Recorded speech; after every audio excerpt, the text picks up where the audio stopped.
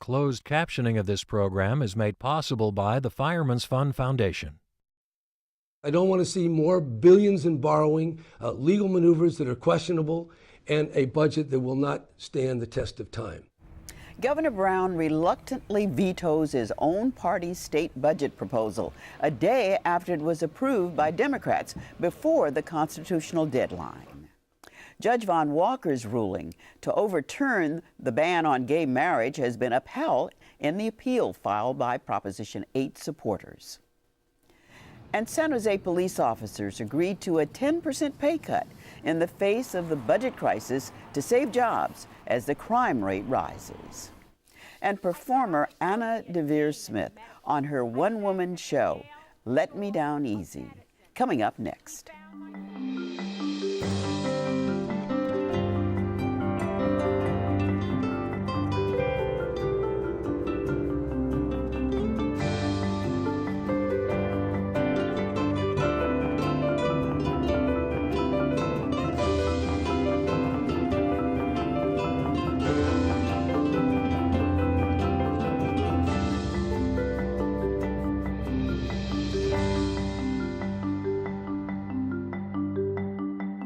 Good evening, I'm Belva Davis, and welcome to This Week in Northern California. Joining me now on our news panel are Bobby White, reporter for the Wall Street Journal, Josh Richmond, legal and political affairs reporter for the Oakland Tribune, and John Myers, Sacramento bureau chief for KQED Public Radio from the Capitol. John Myers, it's been a hot place up there in Sacramento, more than weather-wise. Some details on just what happened with the budget, the Democrats, and the governor. I tell you, Belva, it's been a heck of an interesting week for a couple of reasons. One, because it's been historic. We had the first budget passed by a majority vote in 78 years. We had the first veto of a budget by a governor in recorded history. And we start in the week the same place we started it, which is with no budget at all. I mean, it feels really as though everything that we were talking about back in March is true here in June, which is the governor insists that his way is the right way. Democrats in the legislature don't see any way to get Republicans to go along, specifically with this tax package that Governor Brown has been talking about all year long. And here we are, we're stuck. We're 2 weeks from the beginning of the fiscal year. And nobody knows how you pick up the pieces after this wild week. Well, I think the question is, what is his way? His way is the way it has been since January, and both publicly and I'm told privately, the governor says the same thing. He wants a package of taxes, tax extensions, I should say, sales taxes, income taxes, vehicle taxes. He wants them on a ballot. He wants the voters to give them an up or down vote. A couple of problems here. One is that he missed the deadline to have that happen before July 1st. There's no way now, of course, to have that election. Here we are 2 weeks out. And second of all, he is facing that July 1st deadline for them to be called extensions. Otherwise, they're called tax increases. Now, that may not seem like a distinction to people who deal with the policy issues, but it is a huge political distinction, and the voters are already leery of tax extensions, tax increases. They probably automatically say no. So the governor continues to insist his way is the right way. Most people tell me that they believe the governor is not going to move on to any kind of plan B until July 1st. If he doesn't get Republicans to go along, then he'll start thinking about what's next. But John, the wind has not exactly been at Jerry Brown's back on this, right? Because the public support for the idea of this election has been fading, and revenues have exceeded projections over the last couple of months, so it's harder for him to make the case for these bridge taxes, right? It is. I mean, you're right, Josh. I mean, think about it. The windfall of tax revenues, at least compared to projections, is now somewhere in the magnitude of a little over $7 billion, almost $7.5 billion over the 18-month period. And that is a difficult thing when you're Jerry Brown trying to talk about taxes. But what I think will be really interesting to watch is what happens to his public reaction, public approval with this veto.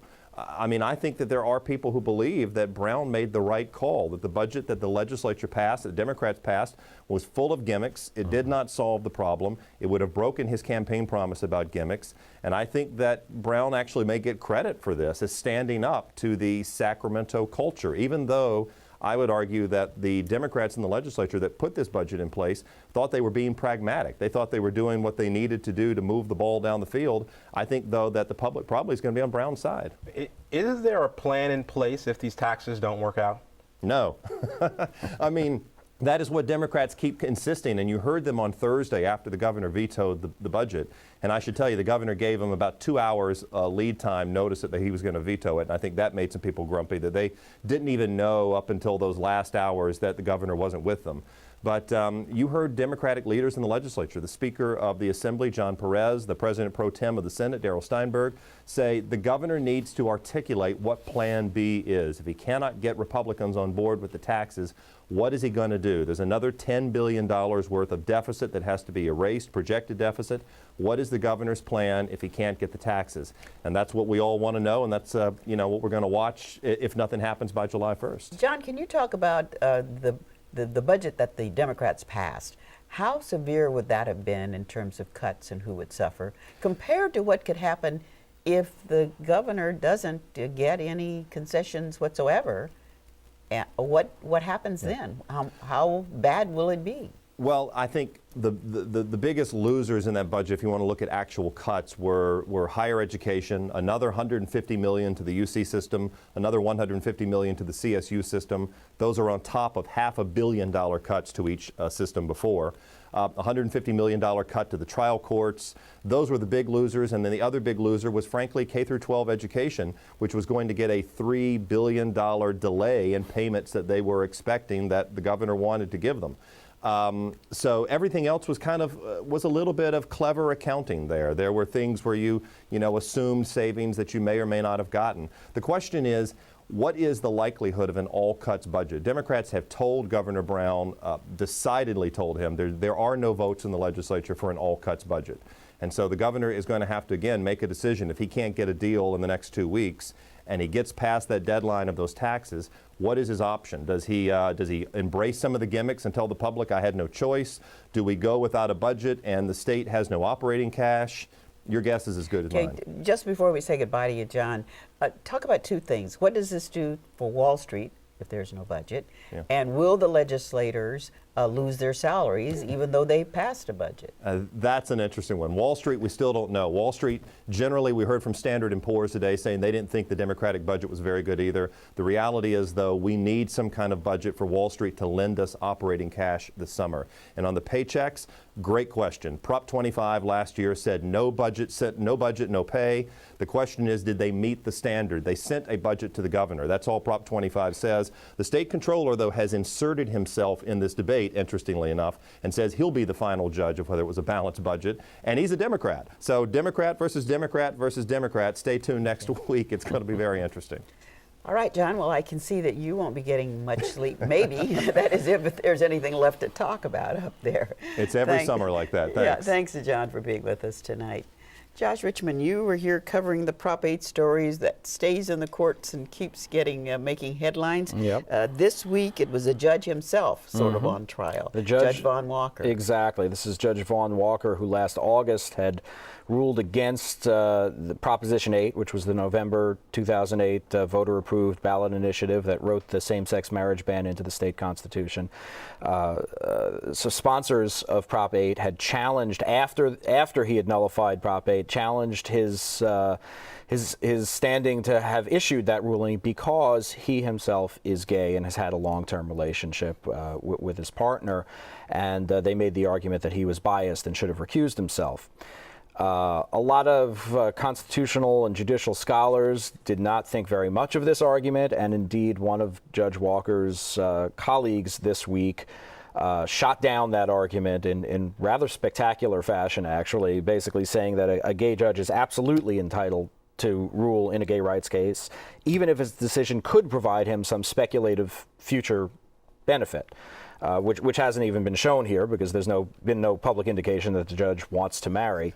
But he said that disqualifying Judge Walker because he's a member of a group potentially affected by this ruling would also require the recusal of any minority judge in most of all civil rights cases. And of course, that's not going to happen in this day and age. I think he threw in women. Yes, indeed he did. You know, and he also made a point of saying that Prop 8 did not only affect a minority group, that we all have an equal stake in a case that challenges the constitutionality of a restriction on a fundamental right. So in very no uncertain terms, he made it clear that he was not going to entertain this, which of course makes us turn our attention back to the actual merits of the ruling itself, which are still pending before the Ninth U.S. Circuit Court of Appeals. So strategically, what does this say? Is it more so any way we can poke a hole in this argument, we're going to attack it? I think perhaps that the sponsors of Proposition 8 were not so sanguine about their chances in the Ninth Circuit, and they thought perhaps if they could get a foothold in getting Walker's ruling vacated some other way, that they would take any shot they possibly could. Gotcha. That's generally the deal. There was another very interesting development, though, on the marriage front. I'm sorry. I like that. But I'd just like to know, this case still has to move up to the appellate level. Right. So it's actually already pending before the appellate court. And there's some question, actually, of whether the Prop 8 sponsors will want to appeal this ruling about Judge Walker's suitability to issue his ruling to the appellate court, if they want to do that, if they can do it while the ruling itself is still pending, which it is, or if they have to wait until that's run its course. It's all becoming a little bit convoluted right now. So, all right, you have more news. Yes, I have more news. I'm sorry, I didn't mean to jump the gun.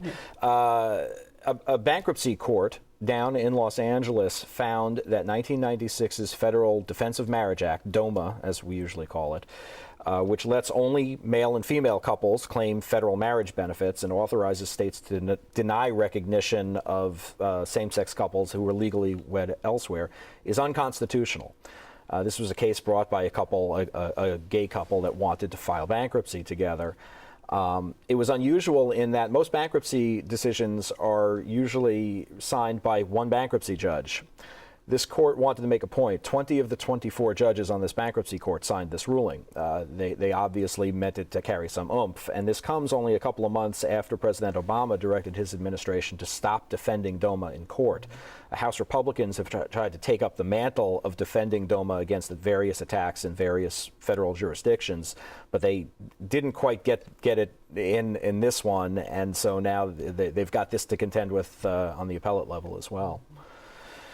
So across the country, though, this whole business of gay rights continues to resonate. In fact, there's a hot battle going on in the New York State Legislature right now. The State Assembly in New York on Wednesday night passed a bill that would legalize same-sex marriage there. The state Senate appears to be one vote short of what it would need to pass it. The Roman Catholic Archbishop of New York is exerting heavy pressure on the Senate not to pass this bill. Their legislative deadline is Monday. It'll be fascinating to see what happens there. Well, we move to another subject that is in the news as much as both of these major stories. And Bobby, that's your story about what's happening to the city of San Jose in light of what most cities are suffering from, deep budget deficits. Yeah. San Jose faced a $115 million budget deficit this year. It was a more than $100 million budget deficit last year. It's projected to face another at least $78 million, but a possible $100 million deficit next year. To do that, they've had to go through some drastic measures: layoffs, furloughs, salary givebacks. Basically, I want 10% of your salary, give that up. Currently, they were able to kind of get things done. The last union, they had to work with 11 unions to kind of get concessions. The last union to sign off was the police union. And this was the union that was probably the most contentious. And so they signed off 10% salary cuts and a number of other measures, but it still required the city to lay off 150 police officers. The trouble with that is murders are up in San Jose. I think there are about 26 murders this year, which means, and 26 this year, which outpasses last year, which is very problematic for the constituency. Totally understand that. But in this era of, declining revenues, it's going to be a challenge, not just for San Jose, but for Oakland, for San Francisco, a number of cities, as they try to deal with declining revenues and increasing labor costs. And it's really difficult to deal with that. So this is a case of trying to adjust to the new normal, basically, and it's something that other cities are going to have to do as well. That's very scary for people to hear. When you hear the new normal, when you hear less police officers, when you hear libraries are closing, when you hear people are losing their jobs, but that is the era we're in. The revenue just isn't there. And so depending on the city, how will you adjust to that new normal? Your revenues are down. For instance, San Jose, they had about $500 million. No, I'm sorry, that's Oakland. Oakland is a good example. In 2005, revenues peaked at about $500 million. 2010, Oakland's revenue now is at $400 million. And so within 5 years, you lose $100 million. And so how do you adjust to that? And so depending on which city you're looking at, your leadership may say, okay, this could be cyclical. We could come back, that money could come back. Or some people are saying, like Chuck Reed, mayor of San Jose, he's saying, no, this isn't cyclical, this is the new normal. And we must adjust now, because it is possible that San Jose may have to pay into a retirement fund $650 million a year by 2016. We don't have a lot of time, but explain why. Is this all pension fund? This is all, or what is it here?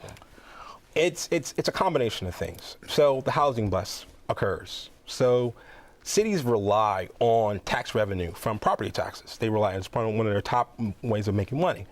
So the housing bust, that sucks away a significant amount of money. So the city has to adjust to that. But also with the housing bust was Wall Street collapsed as well. And so cities have to pay into their retirement funds. But what they would use, the proceeds, the gains from Wall Street, they would invest in Wall Street. The gains from Wall Street, they would take that money and put into the retirement fund.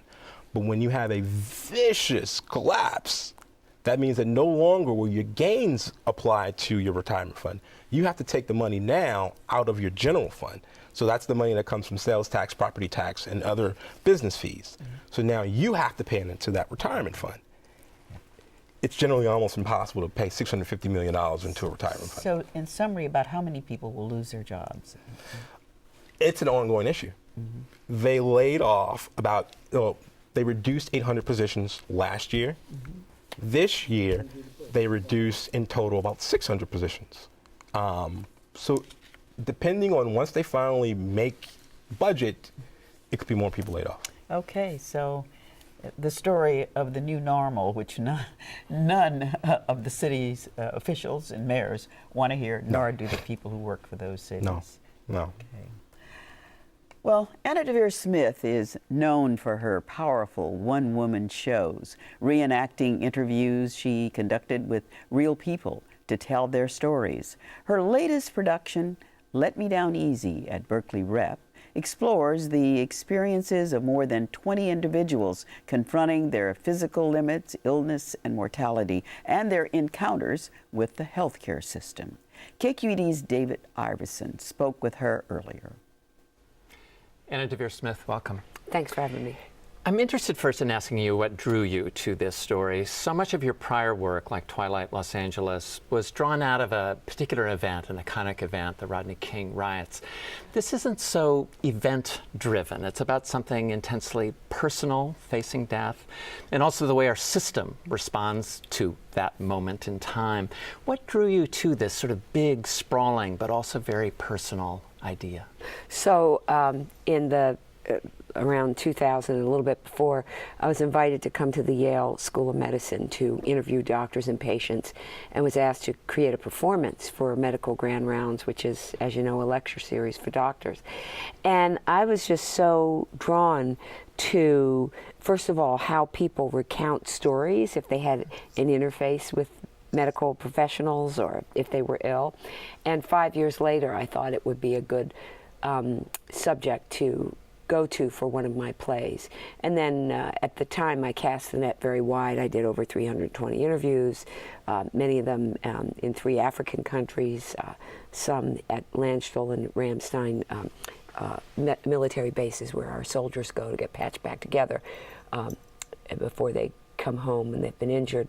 But then, when I was about to bring the show to New York, and it had already had 3 other productions, is when President Obama was rolling out the health care bill. And I thought, well, I should really refine this so that what my play can do is tell human stories for what, as we know, will be very, you know, clipped and pasted and cut and coutured language of politics. Well, some of what the play deals with is the different experiences people obviously have with our healthcare system. Let's take a look at one character. This is the character of Ruth Katz, who's a cancer patient being treated at the Yale Hospital. Only something happens. The hospital loses her records, and she's being interviewed by someone trying to figure out what kind of cancer she has. And then something else happens. You know, he says, do you work? You know, about midway through his questions. And I said, I do. And he said, are you working full time? And I said, I am. And he said, where are you working? I said, I'm associate dean at the medical school.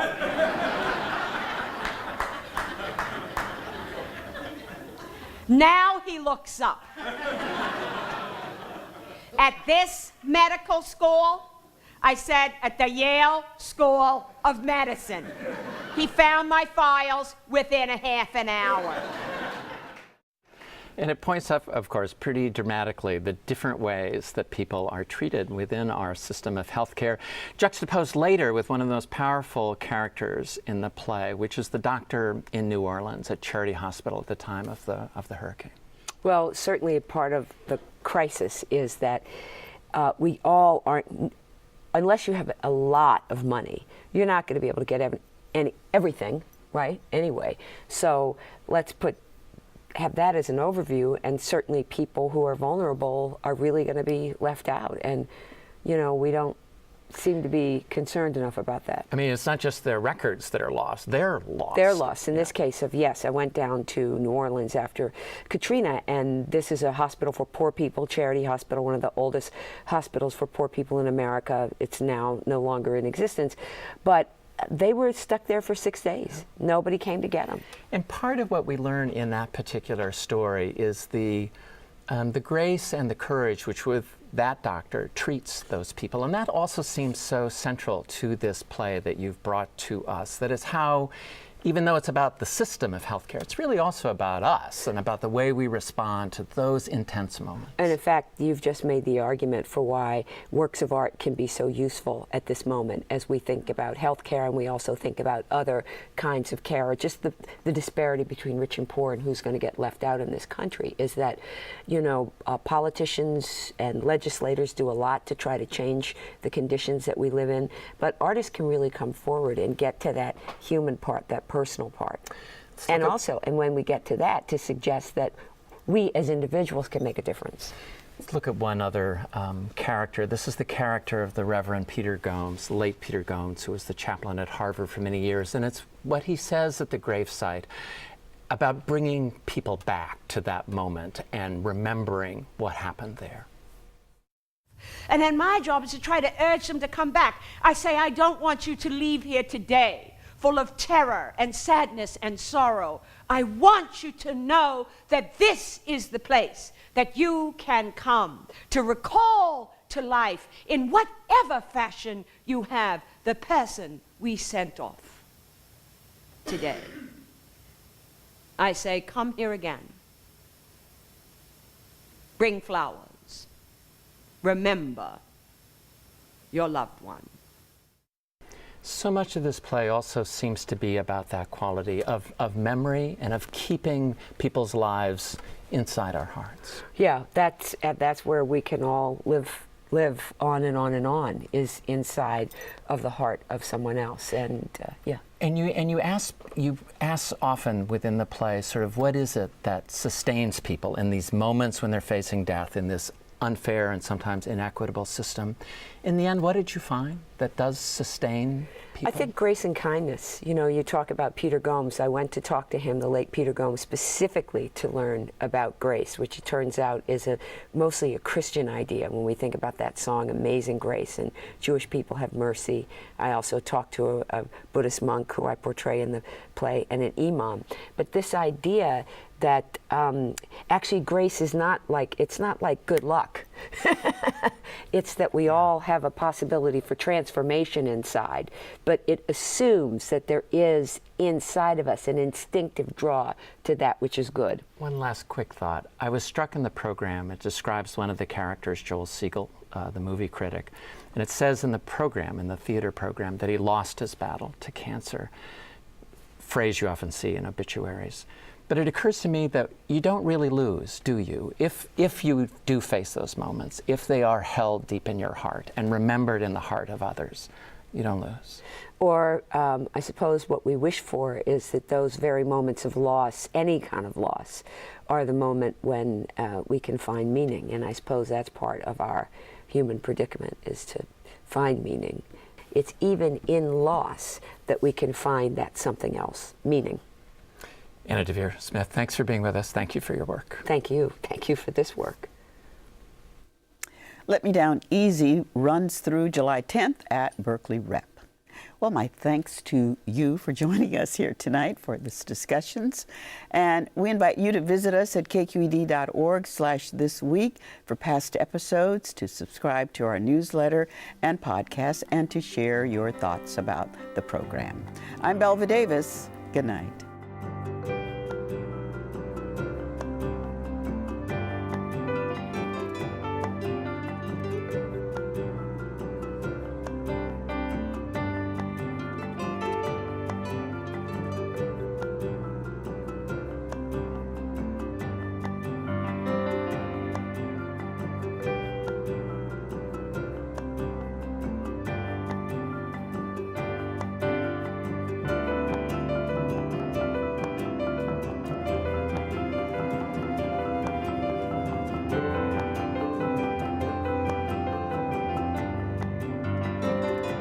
Major funding for arts programming on This Week in Northern California is provided by Diane B. Wilsey. Additional funding provided by the George Frederick Jewett Foundation, Helen Sarah Steyer, and Fred Levin and Nancy Livingston of the Shenson Foundation.